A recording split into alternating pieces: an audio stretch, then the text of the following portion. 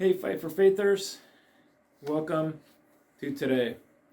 Have you ever wanted something and you did not get it? Well, of course we have. We can hearken back to our childhood and those times when we were thinking about something and we just didn't get it, whether it be at Christmas, our birthdays, or another time, a toy, a doll, some kind of electronic device.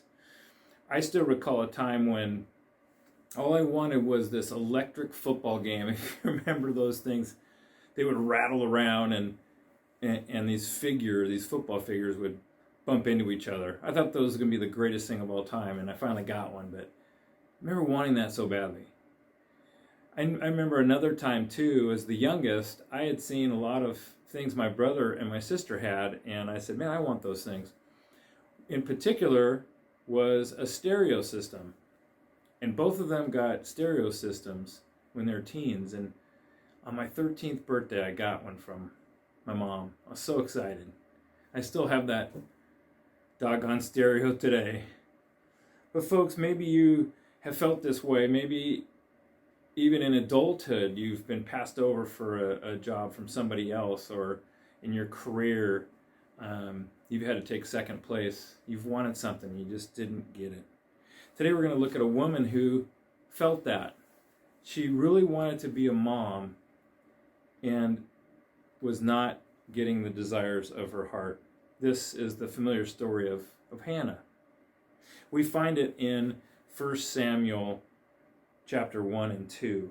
She is wife to this guy Elkanah, but she's not the only wife. That's her first point of grief, is she gets to wait on her dream of being a mom. All the while long, this other wife is having children and mocks Hannah. Can you only imagine this? And then, of course, we have Elkanah coming, stepping in and saying, thinking he's all that, going, Hannah, aren't I enough for you? Can you imagine the audacity of that statement? I've said a lot of doofus things as a guy, and boy, that's a good one to your wife. But you know, fertility is a difficult, lonely place. It's a lonely thing. For 12 years, that was what we experienced, Becky and I, as a couple. And it was very difficult on us. And we tried a whole lot of things in those early years, and it wasn't in the plan at that point. Till we got a phone call from my sister and said there's a young woman looking for someone to take her child, a loving home. And we said, that's us. And we prayed about it, and she chose us. And the bittersweet moment of that whole experience is 18 years ago. We have a wonderful son, as you know.